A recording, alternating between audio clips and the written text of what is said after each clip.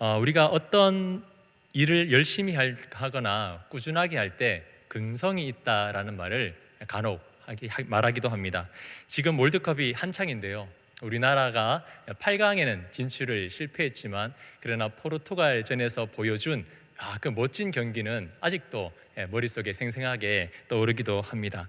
아마 그 장면을 보면서 역시 대한민국 선수들은 승부근성이 있어 이런 생각들을 한번 해보셨을 것이고 칭찬을 아끼지 않으셨을 텐데요. 이 말은 흔히들 포기하지 않고 끝까지 열심히 하는 그 끈기를 가리켜서 우리는 근성이 있다라는 말을 간혹 하기도 합니다. 하지만 사실상 본래 이 사전적인 의미와는 조금 다르게 우리가 표현을 하고 있는데요. 이 근성이라는 것은 뿌리 근에 성품, 바탕 성자를 써서 원래의 뜻이 태어날 때부터 지니고 있는 근본적인 성질 또는 뿌리가 깊게 박힌 성질이 바로 이 근성이라는 원래의 뜻입니다. 단순하게 하나의 일을 꾸준하게 열심히 한다는 것이 아니라 자신의 능력 그 범위 밖에 있는 그 어려운 일에도 불구하고 흔들리거나 변하지 않고 끝까지 극복해내는 그 노력이나 힘을 가리켜서 근성이 있다라고 표현을 한다는 겁니다. 예를 들면 이번에 안타깝지만 손흥민 선수가 얼굴에 큰 부상을 입었습니다. 눈에 붓기도 가라앉을 만큼 굉장히 좀 불편해 보였고 아마 통증도 있었을 겁니다. 그런데 그 손흥민 선수가 그 통증이 있었음에도 불구하고 그것을 참아내고 마스크가 굉장히 불편했음에도 불구하고 그것을 버티면서 끝까지 최선을 다해 뛰는 모습을 우리가 아마 보았을 텐데요. 그 모습을 보면서 이 한계적인 상황, 이 어려운 상황에도 불구하고 포기하지 않고 그것을 극복해내는구나를 보며 근성이 있다라고 표현을 할 수 있다는 겁니다. 근성이라는 단어는 이렇게 한계를 극복해내는 긍정적인 면을 나타낼 때 사용합니다.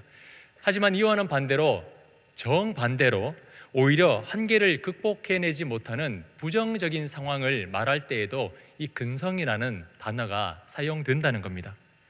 바로 출애굽 후에 보여지는 이 이스라엘 민족에게서 이런 표현을 쓸 수가 있을 텐데요.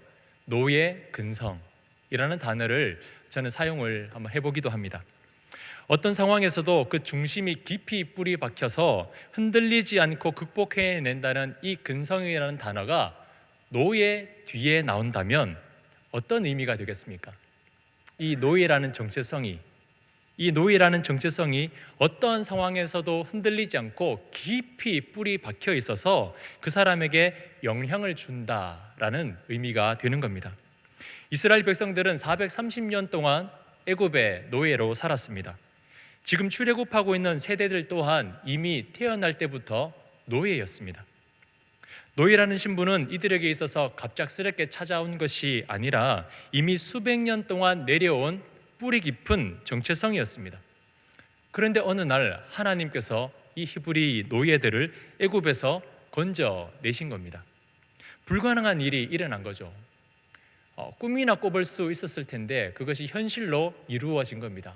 애굽으로부터 나오게 된 겁니다. 하지만 15장까지를 보면 우리는 답답함을 금할 수가 없습니다. 왜냐하면 이스라엘 백성들은 애굽으로부터 탈출했음에도 불구하고 그동안 이 억압받아 왔던 노예 근성을 여전히 버리지 못하고 있기 때문입니다. 하나님은 이스라엘을 애굽으로부터 건져 주셨습니다. 그 말은 이스라엘은 더 이상 노예가 아니라는 겁니다. 신분이 달라지게 된 거죠. 하지만 이스라엘은 이 달라진 신분에 적응을 하지 못하고 있는 겁니다. 어떻게 보면 이 광야 40년은 이 묵은 근성, 수백 년 동안 내려왔던 익숙해왔던 이 묵은 노예의 근성을 벗어내고 씻겨내는 그런 기간이라고 해도 과언이 아닐 것입니다. 하나님은 이스라엘이 하루하루 던져주는 그 먹을 것에 만족해하며 살아가는 노예가 아니라 감히 측량할 수 없는 하나님의 그 풍성함을 경험할 수 있는 언약 백성으로 부르셨음을 이스라엘 백성들이 알기를 원하셨고 그들 가운데 친히 임재하셔서 나는 너희의 하나님이고 너희는 이제 더 이상 노예가 아니라 나의 백성이다 라는 사실을 깨닫게 하시기 시작한 겁니다. 혹시나 우리 안에도 이런 잘못된 근성이 있다면 오늘 말씀을 통해서 우리가 얼마나 놀라운 존재이며 우리에게 주어진 이 복이 얼마나 큰 것인지 다시 한번 알게 되어서 우리의 믿음이 더욱더 확고해지고 하나님을 향한 이 경배와 찬양을 올려드릴 수 있는 시간이 될 수 있기를 간절히 소망합니다. 이스라엘은 이제 풍족한 엘림을 뒤로하고 엘림과 시내산 사이에 있는 이제 신광야로 들어가게 됩니다. 이때가 언제냐면 애굽에서 나온 후 둘째 달 15일이라고 말씀하고 있습니다. 민수기 33장 3절을 보시면 이렇게 말씀하고 있는데요. 그들이 첫째 달 15째 날에 람셋을 떠났으니 라고 말씀합니다. 첫째 달 15째 날에 이제 애굽으로부터 떠나 둘째 달 15일에 이 신광야에 도착했으니 그 기간이 얼마입니까? 계산이 다 되시죠? 네, 한 달이라는 시간이 이제 지난 겁니다. 한 달, 길면 길고 짧으면 짧은 이 시간이라고 할 수 있는데요. 이 한 달이라는 시간 사이에 어떤 일들이 일어났습니까? 추격해오는 그 애굽 군대를 벗어나 홍해를 건넜습니다. 그리고 낮에는 구름 기둥으로 밤에는 불 기둥으로 인도함을 받았습니다. 마라의 쓴물이 단물로 바뀌게 되는 치료의 하나님을 경험했고요. 물샘 열둘과 종려나무 70그루가 있는 엘림을 만나기도 했습니다. 매 순간 매 순간이 놀라운 기적 아니겠습니까? 만약에 오늘날 그런 일들 중에서 우리가 한 가지만 경험한다고 한번 생각해 보십시오. 우리 성도님들이라면 어떤 마음이 들겠습니까? 우와, 하나님의 능력이 이렇게 대단하군요. 하나님이 이런 분이시군요. 아마도 죽을 때까지 흔들리지 않는 믿음으로 살아갈 수 있을 것이라 생각할 겁니다. 이 수많은 기적 중에 단 하나만 경험한다고 해도요. 그렇다면 이 한 달 동안 이 수많은 기적을 경험한 이스라엘은 한 달이 지난 뒤 어떤 모습이겠습니까? 오늘 본문 2절을 보십시오. 이스라엘 자손 온 회중이 그 광야에서 모세와 아론을 원망하여 라고 말씀합니다. 한 달 동안 수많은 기적을 경험한 이스라엘의 모습은 하나님을 찬양하고 하나님을 경배하고 하나님의 뜻대로 순종하는 삶이 아니라 지금 원망하고 있다라고 기록되어 있습니다. 출애굽의 감격을 가지고 홍해를 건넌 뒤에 하나님을 향한 그 위대한 찬양 소리는 온데간데 없고 하나님을 원망하고 있다는 겁니다. 원망하는 이유가 무엇이겠습니까? 굶어 죽게 되었다는 겁니다. 배고프다는 것이죠. 만약에 우리 성도님들이 몇몇 친한 이제 지인들과 함께 여행을 갔다라고 한번 생각해 보겠습니다. 그곳에서 배가 고픕니다. 그러면 배가 고프면 상식적으로 취해야 하는 행동이 뭐죠? 배고프다. 혹시 먹을 게 있나? 먹을 게 없다면 이제 우리가 어떻게 해야 우리 먹을 것을 구할 수 있을까? 이런저런 이야기를 함께 나누지 않겠습니까? 그런데 다짜고짜 괜히 따라와서는 집에 있었으면 편하게 쉴 텐데 괜히 따라와서 지금 이게 배고프게 되었네 라고 투덜대고 짜증부터 내는 사람이 있다면 정상이겠습니까? 물론 배가 많이 고프면 화가 날 수도 있습니다. 짜증이 날 수도 있겠죠. 그러나 이 이스라엘의 지금 상황은요, 납득이 잘 되지가 않습니다. 왜냐하면 이스라엘의 지금 이전의 처지는 어떠했습니까? 430년 동안 노예로 살았던 존재들입니다.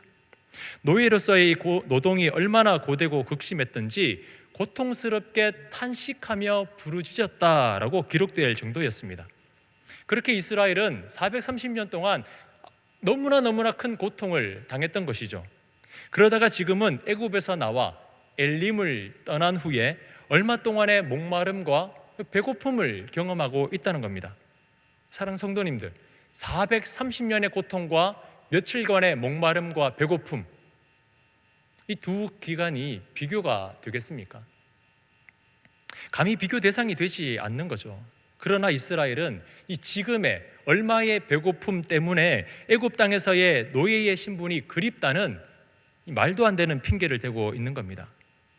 이걸 보면서 저는 이런 생각이 들었습니다. 인간은 430년 동안의 그 끔찍한 고통 속에서 자유함을 얻게 되어도 그 수많은 세월 동안 겪었던 그 고통이 벗어졌음에도 불구하고 막상 현재의 목마름과 배고픔이 있다면 얼마든지 하나님을 원망할 수 있는 존재구나. 라는 생각이 드는 겁니다. 이건 우리도 예외가 아니죠. 아무리 죄에서 구원으로, 사망에서 생명으로 그 얻게 된 은혜를 받았다고 수없이 말씀을 듣고 배워도 현실에서 그 어떠한 조그만 결핍이 생긴다면 하나님께 받은 이 너무나 위대하고 크고 놀라우신 은혜를 금세 잊어버리는 것이 바로 연약한 우리라는 것을 얼마나 많이 경험하며 살아가고 있습니까? 혹시 우리에게도 이런 하나님의 놀라운 은혜를 잊게 할 만한 현실의 결핍들이 혹시 있지는 않으십니까? 체감상으로는 이런 것들이 내 인생을 좌지우지할 만큼 굉장히 큰 문제 같습니다. 배고프다, 목마르다, 이것이 없으면 난 어떻게 살아갈까? 체감상으로는 굉장히 큰일 같죠. 하지만 사실상 우리는 죄와 사망의 문제를 해결받은 사람들이라는 겁니다. 430년간은 비교할 수 없는 그 영원한 시간의 속에서 고통받아야 할 존재가 바로 우리들인데, 그러나 크고 작은 결핍들 때문에 때로는 이 엄청난 은혜를 잊어버리며 살아가는 것이 바로 우리라는 것이죠. 도무지 해결될 수 없는 죄와 사망의 문제를 해결받았음에도 불구하고 여전히 무엇이 없다고, 무엇이 부족하다고, 저기 갔으면 더 나을 것이다라고 투덜대고 불평하고 있는 모습이 우리에겐 있지 않는지 한번 되돌아봐야 할 것입니다. 물론 한두 번쯤이야 그런 생각을 가질 수도 있고 그런 원망을 할 수도 있다고 생각할 수 있을 겁니다. 하지만 이스라엘은 그 어떠한 결핍의 상황이 생길 때마다 버릇처럼 하는 것이 바로 원망입니다. 왜이겠습니까? 이스라엘 안에는 오랜 시간 동안 몸과 마음에 깊이 뿌리 내리고 있는 이 노예 근성 때문이었습니다. 아시다시피 노예는 자신의 소유가 없습니다. 그저 주인이 던져주는 하루하루의 양식에 의존해서 일하는 존재들입니다. 하루의 노동의 대가로 주어지는 그 양식은 그들이 누릴 수 있는 전부였고 그 만족이었습니다. 그렇기 때문에 이 노예들이 생각하는 은혜의 수준은 어디까지냐면 하루의 고된 노동의 삭스로 주어지는 그 작은 음식들, 그리고 그것에 더해지는 작은 그 무엇이 노예가 생각할 수 있는 은혜의 수준이라는 겁니다. 그 이상은 상상할 수도 없는 것들이죠. 430년 동안 억압받던 이 히브리 노예들에게 어느 날 자유가 주어졌습니다. 그런데 갈증과 배고픔을 해결해 줄 물과 빵이 없네요. 우리가 생각할 때는 아니 노예들이 자유만큼 중요한 게 어디 있겠어, 지금 이 배고픔보다 그 자유가 더 큰 것 아니겠어 라고 생각할지도 모릅니다. 그렇기 때문에 이 배고픔과 이 목마름은 참아야지 자유가 더 큰데 라고 생각할 수 있을지 모릅니다. 하지만 히브리 노예들이 느낀 것이 무엇입니까? 자유는 원래 없었던 겁니다. 그런데 물과 빵은 늘 있어 왔던 겁니다. 적은 양이라 할지라도 늘 있어 왔습니다. 그러니 물과 빵이 사라졌다는 이 지금의 현실은요, 노예들에게 있어서는 은혜가 사라진 것과 같다는 겁니다. 한 번도 누려보지 못한 그 자유보다 매일매일 조금이라도 먹어왔던 그 작은 물과 빵이 그들에게는, 이 노예들에게는 더 소중하게 느껴진다는 것이죠. 이스라엘은 애굽에서 탈출하면서 처음에는 감격해하고 환호했습니다. 하지만 그들은 지금 원망하고 있죠. 왜입니까? 감히 은혜의 크기를 알지 못하기 때문입니다. 주어진 이 자유가 얼마나 놀라운 것인지, 얼마나 불가능한 것인지 그들은 그것을 결코 알지 못하고 그 앞에 먹어왔던 물과 빵, 그것에만 관심이 있다는 것이죠. 지금 자신들이 어떤 존재가 되었는지 전혀 인식하지 못하고 있다는 겁니다. 이스라엘은 지금 이런 학습된 무기력에 빠져 있는 상태입니다. 이 학습된 무기력은 심리학 용어인데요, 피하거나 극복할 수 없는 힘든 상황을 반복적으로 겪다 보면 그 상황을 피할 수 있는 상황이 와도 극복조차 하지 않으려고, 극복하려는 시도조차 하지 않고 자포자기하면서 무기력해지는 현상을 이 학습된 무기력이라고 합니다. 자꾸 힘든 일을 겪다 보니까 이제는 그것을 충분히 피할 수 있는 상황에 있음에도 불구하고 이제는 노력도 하지 않고 금방 포기해 버린다는 것이죠. 이스라엘은 물이 없을 때와 이 먹을 것이 없을 때 무기력한 모습을 보여주고 있습니다. 먹고 마시는 것들은 그들이 스스로 노력해서 얻은 것이 아니라 하루의 노동의 대가로 얻은 것이기 때문입니다. 주인이 던져주던 것이었어요. 노예를 길들이는 방법이 무엇일까요? 매질이 있습니다. 말 안 들으면 때리거나 뭐 그렇게 하는 거죠. 근데 노예를 길들이는 방법 중에 하나가 무엇이냐면 굶주리게 하는 겁니다. 먹을 것을 주지 않는 거죠. 그러면서 먹을 것을 조금씩 공급해 주면서 내가 너의 주인이라는 것을 각인시킵니다. 그걸 노예를 길들이는 방법입니다. 유독 이스라엘이 이 먹을 것 앞에 원망했던 것이 바로 이런 이유입니다.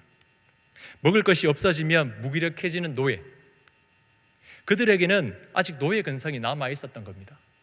목마르면, 배고프면 그것을 던져주는 주인을 찾게 되는 거죠. 그런 사람들의 특징이 무엇이냐면 근본적인 필요를 채워주는 대상을 자신의 주인으로 인정한다는 겁니다. 자, 보십시오. 이스라엘이 먹을 것이 없어서 원망하자 무엇을 그리워합니까? 애굽을 그리워합니다. 430년 동안이나 그토록 끔찍하게 고통을 당해서 하루라도 빨리 이곳에서 벗어나고 싶다는 그런 탄식과 고통 소리로 부르짖었음에도 불구하고 지금 먹을 것이 없자 오히려 그 애굽을 그리워하고 있는 것이죠. 반면에 하나님에 대해서는 어떻게 생각하고 있습니까? 줄여 죽게 하는도다. 모세와 아론을 향해서 원망하였지만 그들의 심중에는 하나님이라는 존재는 지금 이 광야에 와서 우리를 죽게 하는 존재다라고 그렇게 마음속으로 고백하고 있는 거죠. 아직까지 이스라엘은 자신의 배를 채워주는 대상을 애굽으로 인정하고 있다는 겁니다. 주인이라는 거죠. 물과 빵을 공급해준 그 애굽. 이에 하나님은 어떤 반응을 하십니까? 4절을 보시면 이렇게 말씀하고 있는데요. 그때 여호와께서 모세에게 이르시되 보라, 내가 너희를 위하여 하늘에서 양식을 비같이 내리리니 백성이 나가서 일용할 것을 날마다 거둘 것이라. 이같이 하여 그들이 내 율법을 준행하나 아니하나 내가 시험하리라. 학습된 이 무기력에 빠져 여전히 머물러 있는 노예와 같은 이스라엘에게 하나님께서는 일하기 시작하십니다. 바로 주인 바꾸기입니다. 노예에 머물러 있는, 그리고 애굽을 그리워하고 있는 그 이스라엘 백성들에게 하나님은 결단하셔서 지금 역사하고 있는데 애굽이 주인이 아니라 내가 너의 주인이다라는 것을 하나님은 이제 알게 하기 시작했다는 겁니다. 노예로 있었던 그 애굽의 문화, 애굽의 규칙, 애굽에서의 습관이 그들의 삶을 지배하는 것이 아니라 이제부터는 여호와 하나님이 그 이스라엘의 주인이 되게 하신다는 것을 알게 하는 겁니다. 그 기준이 무엇입니까? 하나님의 말씀이었습니다. 하나님은 말씀하셨습니다. 그리고 이스라엘은 그 말씀에 따라 순종하기를 하나님은 원하셨고 그들을 테스트하기 시작하셨습니다. 그 도구로 주신 것이 무엇이냐면 만나와 메추라기였습니다. 만나와 메추라기는 그들의 허기를 달래는 음식으로 주셨지만 결국에는 그 하나님의 말씀에 순종하는지에 대한 테스트의 용도로 허락하신 겁니다. 때로는 우리가 하나님께 구합니다. 하나님, 이것이 필요합니다. 하나님, 이것을 좀 채워주십시오. 그렇게 간절히 구하고 또 감사하게도 하나님께서는 그 간구하는 소리를 들으시고 우리에게 허락하시는 것들이 있습니다.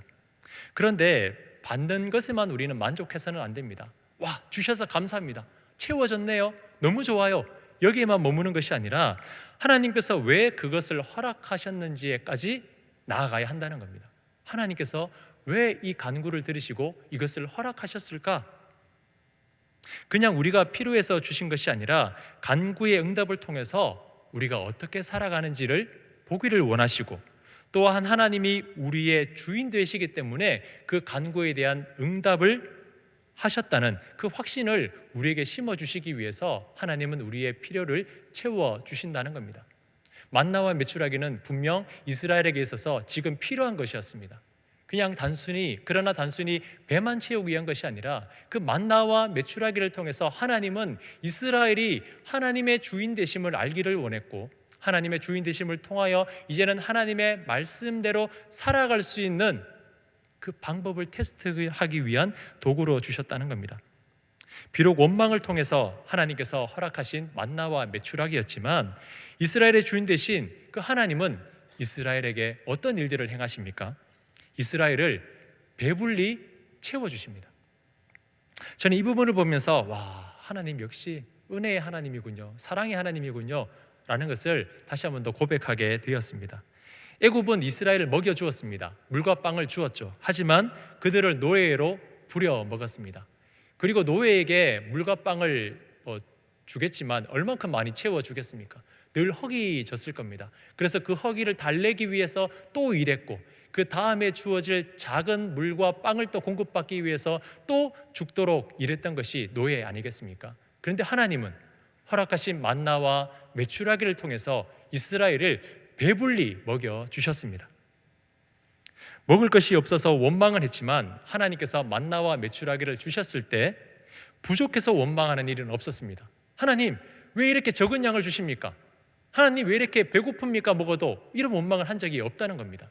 하나님은 주시되 배불리 주셨습니다. 하나님은 이스라엘이 그 만나와 메추라기를 통해서 하나님에 대해서 알기를 원하셨습니다.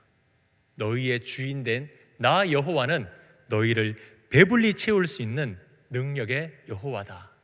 하나님은 그것을 이스라엘 백성들에게 보여주고 계신 겁니다. 하나님은 만나와 메추라기를 주시면서 하루치를 가져가되 먹을 만큼만 가져가고 다음 날까지 두지 말라고 하셨습니다. 하지만 그 이스라엘 백성 중에 덜어는 다음 날까지 보관을 하는 사람들이 있었죠. 왜 그랬겠습니까? 다음 날 없으면 어떡하지? 부족하면 어떡하지? 이런 마음 때문 아니겠습니까? 이것을 보면서 모세가 분노했습니다. 아마 하나님도 이 모습을 보면서 기뻐하지는 않으셨겠죠. 하지만 진노하시거나 재앙을 내리지는 않으셨습니다. 하나님은 그들에게 알기를 원했던 것이죠. 오늘치만 양식을 가져가라. 왜요? 내일도 난 그만큼 줄 거야. 너희들이 걱정하지 않아도 내일도 너희들이 배부를 만큼 나는 너희들을 채워줄 거야. 하나님은 그것을 이스라엘 백성들에게 친히 보여주기를 원하셨던 것이죠. 40년 동안 그렇게 하셨습니다. 다음 날 동안 또 다음 날 동안 의심하는 것이 아니라 내일도 나는 너희를 배불리 먹을 거야. 나는 너희를 굶주리도록 내버려 두지 않아. 다음 날도 그 다음 날도 나는 너희를 배불리게 할 거야. 하나님은 이것을 이스라엘 백성들에게 보여주는 것이죠. 왜요? 이스라엘은 더 이상 노예가 아니라 하나님의 선택을 받은 하나님의 백성들이기 때문입니다. 하나님은 그것을 이스라엘 백성들에게 보여주고 계신 겁니다. 그리고 하나님께서 이스라엘의 주인 되심을 알게 하는 하이라이트가 오늘 본문 뒷부분에 나옵니다. 바로 안식일입니다. 안식일. 평소에는 한 오멜씩 가져가지만 여섯째 날은 갑절의 식물을 거두라고 말씀을 하십니다. 왜냐하면 다음 날은 여호와의 안식일이므로 들에 나가도 만나와 메추라기를 얻을 수 없었기 때문입니다. 하나님께서 이스라엘에게 안식을 주셨습니다. 노예가 쉬는 날이 있겠습니까? 죽도록 365일 죽을 때까지 일해야 하는 것이 바로 노예의 신분입니다. 애굽은 그들을 고통 속에서 채찍질했습니다. 하지만 하나님은 그 이스라엘 백성들에게 쉼을 주셨습니다. 하지만 안식은요, 이렇게 단순히 쉬는 날을 넘어서 인간이 하나님께 범죄함으로 받은 이 저주가 덮어지고 회복되는 것을 의미합니다. 바로 안식은 그런 의미가 있는 것입니다. 창세기 3장 17절을 보시면 이렇게 말씀하는데요, 아담에게 이르시되 내가 내 아내의 말을 듣고 내가 내게 먹지 말라 한 나무의 열매를 먹었은즉 땅은 너로 말미암아 저주를 받고 너는 내 평생에 수고하여야 그 소산을 먹으리라. 하나님께서 명하신 그 선악을 알게 하는 나무의 열매를 먹은 결과가 무엇입니까? 바로 땅이 저주를 받았고, 그리고 인간은 평생을 수고해야 그 소산을 얻을 수 있는 존재로 전락해버리고 말았습니다. 죄지은 인간에게 평생에 수고해야 소산을 얻을 것이라는 그 저주가 내려진 거죠. 쉼없이 일해야 하는 노예가 된 겁니다. 이게 죄의 결과죠. 그런데 하나님은 그 저주를 어떻게 바꾸고 계십니까? 쉼으로 바꾸어 가고 계신다는 겁니다. 일곱째 날은 일하지 않아도 된다. 그날은 너희가 아무것도 하지 않아도 너희가 배부를 수 있도록 내가 채워주겠다. 일곱째 날을 쉬어라고 하나님께서 인간들에게 쉼을 주신 겁니다. 그렇다면 이스라엘이 이 만나를 공급받은 이 사건이 도대체 신약 시대를 살아가고 있는 오늘날 우리에게 어떤 의미일까요? 단순하게 이스라엘 백성들이 배고파기 때문에 하나님께서 만나와 메추라기를 먹여주셨다, 이것을 우리에게 보여주기 위해서일까요? 그런 의미라면 너무나 좁은 의미이겠죠. 하나님께서는 분명히 이 사건을 통해서 우리에게 보여주고자 하신 것이 있습니다. 흔히들 구약은 신약의 그림자다라는 표현을 많이 합니다. 신약의 그 완성되는 사건을 구약에서 미리 맛보기로 보여주시는 거죠. 그렇다면 하나님께서 이스라엘을 노예가 아닌 하나님의 백성으로서 그들을 채우시고 그들에게 쉬게 하신 이 사건이 신약에 무엇을 보여주고 있습니까? 바로 생명의 떡으로 오신 예수 그리스도를 미리 보여주고 계시고 그 예수 그리스도를 통하여 체험을 받고 쉬게 된다는 사건을 미리 이스라엘 백성들에게 경험시켜 주고 계신 겁니다. 강의 안에 보면 표가 하나 기록되어 있는데요. 자, 만나를 먹는 대상들은 어떻습니까? 굶주린 이스라엘의 백성들입니다. 제한적이죠. 그리고 그 만나가 내려진 기간은 언제입니까? 가나안 땅에 들어가기 전에 40년 동안만 이스라엘 백성들은 그 만나를 먹었습니다. 만나를 먹은 결과가 무엇입니까? 먹어도 또 배가 고픕니다. 그리고 끝내는 죽습니다. 만나는 결국 완전한 양식이 아니었던 것입니다. 그런데 우리에게 주신 생명의 떡으로 오신 예수 그리스도는 어떻습니까? 참 생명의 떡은 어떻습니까? 그 대상이 누구죠? 굶주린 이스라엘 백성들에게만 제한적인 것이 아니라 죄 지은 모든 백성에게 그 생명의 떡이 주어졌다는 겁니다. 그리고 기한은 언제입니까? 정해진 40년 동안이 아니라 영원토록 세상 끝날까지 그 생명의 떡은 계속해서 우리를 배부르게 채워줄 것입니다.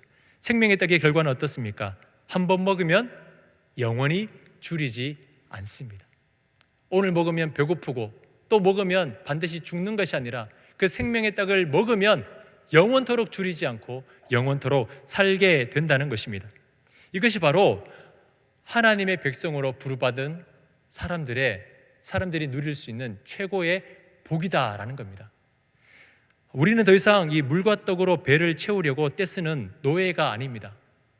오늘 먹을 수 있는 물을 주십시오. 떡 한 덩이만 주십시오. 그렇게 울며 불며 떼쓰며 얻는 그런 노예가 아니라는 겁니다. 하나님은 우리를 이 땅의 모든 상상력을 뛰어넘는 방법으로 능히 채우시는 하나님의 백성으로 부르셨다는 사실을 우리는 잊어버려서는 안 된다는 겁니다.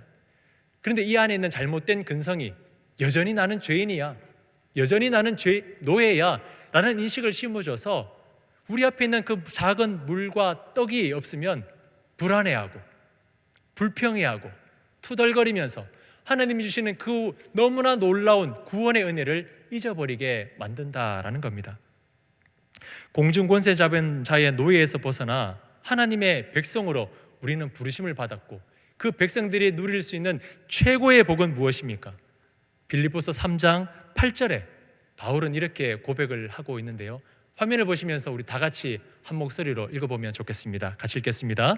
또한 모든 것을 해로 여김은 내 주 그리스도 예수를 아는 지식이 가장 고상하기 때문이라. 내가 그를 위하여 모든 것을 잃어버리고 배설물로 여김은 그리스도를 얻고. 아멘. 하루 만에 사라질 만나가 아니라 생명의 떡을 먹은 자가 어떻게 고백을 하고 있습니까? 모든 것을 잃어버리고 배설물로 여길 수 있습니다. 나는 세상의 모든 것을 다 잃어버린다 할지라도, 내가 오늘 배고프고 목마르다 할지라도 나는 괜찮습니다. 왜냐하면 나는 영원토록 줄이지 않는 영원한 생명의 떡이신 예수 그리스도를 얻었기 때문입니다. 이것이 바로 생명의 떡을 먹은 하나님의 백성들이 고백할 수 있는 최고의 복일 것입니다. 현실의 작은 결핍들이 우리를 힘들게 하는 것 같고 어렵게 하는 것 같지만, 그러나 그 작은 결핍들은 하나님이 주신 무한한 은혜에 비교하면 정말 보잘것 없는 것에 불과하지 않습니다. 하나님은 그 모든 것들을 능히 채우시고 배부르게 하실 분이 바로 우리 하나님이십니다.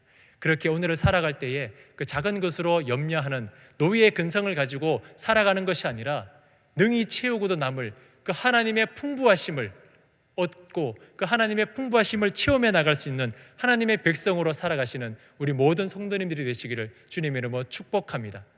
하나님께서 이스라엘을 훈련시키는 것이 단 한 가지가 있습니다. 이스라엘은 이때까지 하나님에게 구하는 법을 알지 못했습니다. 왜요? 노예이기 때문입니다. 주면 먹고 안 주면 그냥 있는. 근데 하나님은 이스라엘이 그런 존재가 되기를 원하신 게 아닙니다. 필요해? 그러면 구해. 필요해? 내가 줄게. 하나님은 노예로서 이스라엘이 남는 것이 아니라 필요하면 구하고 또 구하는 자에게 기쁨을 주시고 그런 친밀한 교제를 나눌 수 있는 하나님의 언약의 백성으로 불러주셨고, 우리 또한 이제 그런 존재가 되었다는 것을 기억하시고 더 이상 그 잘못된 근성을 가지고 살아가는 것이 아니라 하나님의 언약 백성, 영원한 생명의 떡을 먹은 자로서 하나님과 함께, 하나님께 영광 올려드리면서 그런 풍부한 채우심을 날마다 경험하며 살아갈 수 있는 저와 우리 모든 성도님들이 될 수 있기를 다시 한 번 더 주님 이름으로 축원합니다.